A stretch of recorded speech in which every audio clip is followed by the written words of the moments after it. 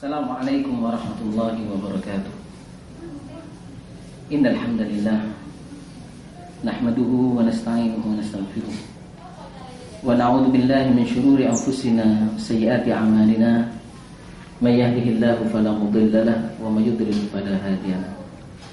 Asyhadu an la ilaha illallah wahdahu la syarika lahu wa asyhadu anna Muhammadan abduhu wa rasuluh. Sallallahu alaihi wa ala alihi wa sahbihi wa sallama tasliman katsira. Ya ayyuhalladzina amanu taqullaha haqqa tuqatih wa la tamutunna illa wa antum muslimun. Amma ba'd. Fa inna asdaqal hadiits kitabullah wa khairal hadi hadi Muhammadin sallallahu alaihi wasallam wa syarrul umuri muhdatsatuha wa kullu muhdatsatin bid'ah wa kullu bid'atin dhalalah wa kullu dhalalatin finnar. Pemirsa Akhbar TV yang dirahmati Allah Subhanahu wa taala. Alhamdulillah, dengan nikmat yang kita rasakan dari Allah Subhanahu wa taala, kita diberi kesempatan untuk bersua, untuk bermuajah, untuk bersama-sama merenungi nikmat Allah Subhanahu wa taala, untuk bersama-sama mengamalkan apa yang menjadi konsekuensi dari diberinya kita nikmat oleh Allah Subhanahu wa taala. Sungguh ketika kita merasakan nikmat Allah Subhanahu wa taala dan mau jujur akan betapa besar nikmat Allah kepada kita, maka niscaya kita tidak mampu untuk menghindarinya. Maka konsekuensi yang ada pada syukur atas nikmat Allah Subhanahu wa taala yaitu dengan cara kita mentaati Allah, menjalankan seluruh perintah-perintahnya dan menjauhi seluruh yang dilarang oleh Allah Subhanahu wa taala. Pemirsa Akhbar TV yang dirahmati Allah Subhanahu wa taala, kita lihat sekeliling kita, tumbuhan manusia yang banyak, populasi sedemikian hebatnya. Kita lihat bumi, langit, keteraturan alam semesta dan sebagainya, menunjukkan akan kekuasaan Allah Subhanahu wa taala. Kita mungkin bisa berucap subhanallah, kita mungkin bisa berucap masya Allah. Sungguh indah apa yang diciptakan oleh Allah Subhanahu wa taala. Sungguh bermanfaat apa yang diciptakan oleh Allah Subhanahu wa taala. Tapi mungkin kadang-kadang dengan keindahan yang diberikan oleh Allah Subhanahu wa taala dari alam semesta, keteraturan yang sedemikian rupa ini kadang-kadang membuat kita lalai. Kadang-kadang kita tidak merasa bahwa keindahan yang ada di sekeliling kita saat ini nantinya akan hancur pula, nantinya akan sirna, dan nantinya akan binasa. Ini mungkin yang perlu kita dalam, karena ini hal-hal yang melalaikan dari diri kita kepada Allah Subhanahu wa taala. Pemirsa Akhbar TV yang dirahmati Allah Subhanahu wa taala, itulah gambaran dunia. Gambaran dunia kenikmatan yang sebagian orang merasakan kenikmatan tiada tara, tapi hakikatnya adalah kenikmatan yang semu, kenikmatan yang sirna, kenikmatan yang tidak kekal, bahkan kenikmatan yang menipu. Allah Subhanahu wa taala menjelaskan di dalam Al-Qur'an surat Al-Hadid ayat 20. Allah berfirman, "A'udzubillahi minasyaitonir rajim. I'lamu annamal hayatud dunya la'ibun wa lahu wa zinatun wa tafakhurun bainakum wa takathurun fil amwali wal awlad kamathali ghaisin a'jabal kuffara nabatuhu thumma yahiju fatarahu musfarra thumma yakunu hutama wa fil akhirati adzabun syadidun wa maghfiratun minallahi wa ridwan wa mal hayatud dunya illa mata'ul ghurur." Allah berfirman dalam ayat ini, ketahuilah sesungguhnya kehidupan dunia tak ubahnya adalah senda gurau, adalah permainan, laibun walahun wazinatun, perhiasan-perhiasan, wa tafakhurun bainakum, dan berbangga-bangganya kalian di dalamnya. Wa takatsurun fil amwali wal aulad. Maka kehidupan dunia adalah salah satu kehidupan di mana engkau memperbanyak, mengumpulkan seluruh harta-harta dan anak-anak. Kama tadi ghaisin, sebagaimana perumpamaan ghaib, hujan yang diturunkan oleh Allah Subhanahu wa taala. Kama tadi ghaisin a'jabal kuffar nabatuhu, yang membuat takjub orang-orang kafir karena dengan turunnya hujan kemudian Allah Subhanahu wa taala menumbuhkan apa yang ada di dalam bumi ini dari tanaman-tanaman dan tumbuhan-tumbuhan. Tetapi ingat, a'jabal kuffar nabatuhu tsumma yahiju fatarahu musfarra tsumma yakunu hutama, kemudian dibinasakan oleh Allah Subhanahu wa taala menjadi kuning kemudian lenyap sama sekali. Wa fil akhirati adabun syadidun, sedangkan di negeri akhirat terdapat azab yang pedih. Wa maghfiratun minallahi wa ridwan, dan terdapat pula maghfirah, pengampunan dari Allah Subhanahu wa taala serta keridhaan dari Allah Subhanahu wa taala. Wa mal hayatud dunya illa mata'ul ghurur, dan tidaklah kehidupan dunia ini adalah kesenangan yang menipu. Pemirsa Akhbar TV yang dirahmati Allah Subhanahu wa taala, jelas sekali dalam ayat ini bahwa Allah menggambarkan kita tentang kehidupan dunia ini, yang kita mungkin di antara kita berpacu untuk mendapatkan dunia ini, yang mungkin di antara kita melakukan kesenangan di dunia ini, yang mungkin di antara kita mengumpulkan banyak harta, mungkin di antara kita berbangga dengan banyaknya istri, dengan banyaknya anak yang kita peroleh.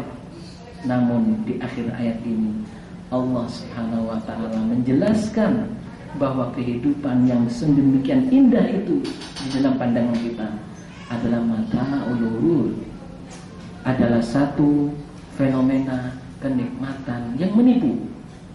Karena di sini diibaratkan oleh Allah Subhanahu wa taala bagai air hujan yang turun sekejap kemudian dapat menumbuhkan tanaman-tanaman dan kemudian lenyap begitu saja tatkala ditelan banjir dan dikatakan banjir oleh Allah Subhanahu wa taala. Itulah kehidupan dunia masyarakat muslimin. Kalau kita menilai lagi, apakah kita akan terus mengejar dunia dengan keadaannya yang digambarkan oleh Allah Subhanahu wa taala, atau sebaliknya masyarakat muslimin, kita khawatir, kita takut, apakah kita termasuk orang yang menjadi hamba dunia sehingga hal itu melalaikan kita dari Allah Subhanahu wa taala. Pemirsa yang dirahmati Allah Subhanahu wa taala, zuhud adalah sesuatu yang memalingkan kita dari keelokan indahnya dunia menuju kepada keridhaan Allah Subhanahu wa taala. Secara bahasa, pemirsa yang dirahmati Allah Subhanahu wa taala, bahwa zuhud ini adalah kita mencampakkan kenikmatan-kenikmatan yang ada di dunia ini karena kerendahannya untuk mencari keridhaan Allah Subhanahu wa taala demi mencari akhirat yang disediakan oleh Allah Subhanahu wa taala. Menurut istilah para ulama, zuhud adalah sesuatu yang kita tinggalkan, sesuatu yang tidak bermanfaat yang kita tinggalkan demi negeri akhirat, demi keuntungan-keuntungan yang diberikan oleh Allah Subhanahu wa taala untuk negeri akhirat.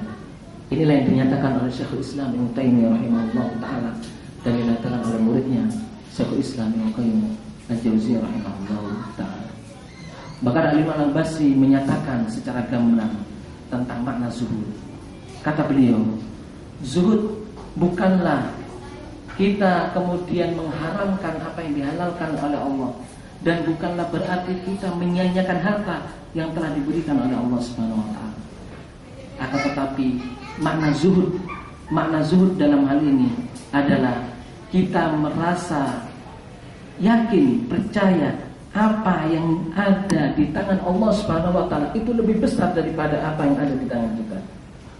Kemudian kita juga meyakini di dalam hal ini, di dalam masalah kezuhudan ini, bahwa pujian yang diberikan oleh orang-orang sekeliling kita untuk kita dan celaan yang diberikan oleh orang-orang sekeliling kita untuk kita dalam hal kebaikan, itu sama saja bagi kita. Sebagaimana sama ketika kita menyikapi kita tertimpa satu musibah dari Allah Subhanahu wa taala dengan kita tidak ditimpa musibah dari Allah Subhanahu wa taala, itu sama saja menurut kita. Pemirsa Akhbar TV yang dirahmati Allah Subhanahu wa taala. Dari sini kita dapat mengambil ada 3 poin penting dari pernyataan Al-Imam Al-Hasan Al-Basri rahimahullah ta'ala. Beliau mengatakan bahwasanya zuhud adalah kita puas, kita percaya, kita yakin apa yang ada di tangan Allah Subhanahu wa ta'ala itu melebihi dari apa yang ada di tangan kita. Karena kita mengetahui bahwa apa yang ada di tangan Allah Subhanahu wa ta'ala, keuntungan-keuntungan yang diberikan kepada kita akan jauh lebih bermanfaat dan jauh lebih kekal daripada apa yang ada di tangan kita sekarang ini. Mungkin kita banyak harta, mungkin kita banyak anak, mungkin kita banyak persawahan, mungkin kita banyak properti yang kita miliki. Tetapi hal itu akan sirna dengan sirnanya kita. Hal itu akan sirna dengan sirnanya alam semesta. Tetapi lihat, ketika Allah Subhanahu wa taala menjanjikan hamba-hamba yang soleh, menjanjikan hamba-hamba yang soleh dengan surga, dengan kenikmatan ma la ainun ra'at wala udhunun sami'at wala khatar ala qalbi bashar. Ini adalah kenikmatan yang abadi yang ini akan kita rasakan di negeri akhirat. Kemudian pernyataan beliau, seseorang zuhud menyikapi ketika dia mendapatkan musibah itu sama saja ketika dia tidak mendapatkan musibah. Karena pada hakikatnya dia menilai, dia beranggapan bahwa musibah yang jatuh kepada dia adalah dari Allah Subhanahu wa ta'ala. Dan ini yang memotivasi dirinya, yang membuatnya dirinya seperti ini adalah karena iman pada Allah Subhanahu wa ta'ala. Apapun yang ditimpakan oleh Allah Subhanahu wa ta'ala kepadanya dari musibah-musibah itu tidak berarti apa-apa bagi dirinya. Karena dia percaya bahwa di balik musibah yang dijatuhkan kepada dia oleh Allah Subhanahu wa ta'ala terbetik atau terdapat di dalamnya, di baliknya satu kenikmatan yang besar dari Allah Subhanahu wa ta'ala. Kemudian yang berikutnya, perkataan Imam Al-Basri, pujian dan celaan dari orang tidak berpengaruh sama sekali bagi orang-orang yang zuhud. Kita mengetahui hakikat tabiat seseorang ketika dia mengejar dunia, maka dia akan senantiasa mementingkan pujian daripada celaan dari orang-orang lain dalam hal kebaikan. Di mana seseorang akan berusaha memperoleh pujian-pujian orang, karena pujian tersebut akan mendorongnya memperoleh kehidupan dunia. Tetapi bagi orang yang zuhud, pemirsa bagi Allah Subhanahu wa ta'ala, seseorang yang zuhud, adapun celaan ataupun pujian dari orang itu sama saja baginya.